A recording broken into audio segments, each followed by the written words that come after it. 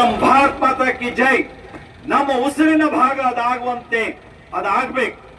150ನೇ ವರ್ಷದ ಈ ಸಂಭ್ರಮದಲ್ಲಿ ಒಂದೇ ಮಾತರಮ್ಮಿಗೆ ನಾವು ಕೊಡಬೇಕಂತ ಪ್ರಾಮುಖ್ಯತೆಯನ್ನ ಇನ್ನಷ್ಟು ನೀಡಬೇಕು.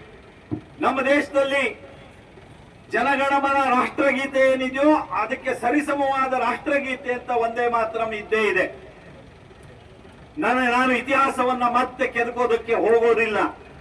ಹಾಗೆ ನೋಡಿದ್ರೆ ಒಂದೇ ಮಾತರಮ್ಮೇ ರಾಷ್ಟ್ರಗೀತೆ ಆಗ್ಬೇಕು ಅನ್ನುವಂತ ಕೂಗು ಬಲವಾಗಿತ್ತು. ಆದ್ರೆ ಅವತ್ತಿನ ನಮ್ಮ ಪೂರ್ವಜರು ಒಂದೇ ಮಾತರಮ್ಮೂ ಇರಲಿ, ಜೊತೆಗೆ ಆ ಬ್ರಿಟಿಷ್ ಅಧಿಕಾರಿಯನ್ನ ಸ್ವಾಗತಿಸೋದಕ್ಕೆ ರಚನೆ ಮಾಡಿರುವಂತ ಜನಗಣ ಮನವೂ ಇರಲಿ ಅಂತ ಎರಡನ್ನೂ ನಮಗೆ ಸೇರಿಸಿ ನಾವು ಇವತ್ತು ಅದನ್ನು ಒಪ್ಪಿಕೊಂಡು ಅದನ್ನು ಪಾಲಿಸ್ತಾ ಇದ್ದೇವೆ. ಮದುವೆ ಸ್ವಾತಂತ್ರ್ಯ ಹೋರಾಟಕ್ಕೆ ಒಂದೇ ಮಾತರಂ ಕೊಟ್ಟಂತ ಕೊಡುಗೆ ನಮಗೆ ಅದು ಸದಾ ಪ್ರೇರಣೆ ಅನ್ನೋದನ್ನ ಮತ್ತೊಮ್ಮೆ ಹೇಳ್ತಾ, ನಾವು ಈ ಒಂದೇ ಮಾತರಮನ್ನ 150ನೇ ವರ್ಷದಲ್ಲಿ ಮತ್ತೆ ಕಂಠಗಳಲ್ಲಿ ಒಂದೇ ಮಾತರಂ ಆ ಹಾಡು ನಮ್ಮಲ್ಲಿ ಪ್ರತಿಧ್ವನಿಸಬೇಕು.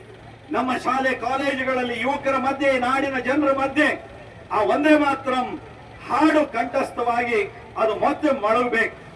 ಆದ್ರೆ ಆ ಒಂದು ಘೋಷವಾಕ್ಯದಿಂದ ಸರ್ದಾರ್ ವಲ್ಲಭಭಾಯಿ ಪಟೇಲ್ ಅವರು ಭಾರತದ ಏಕೀಕರಣಕ್ಕೆ ಕಾರಣರಾದರು.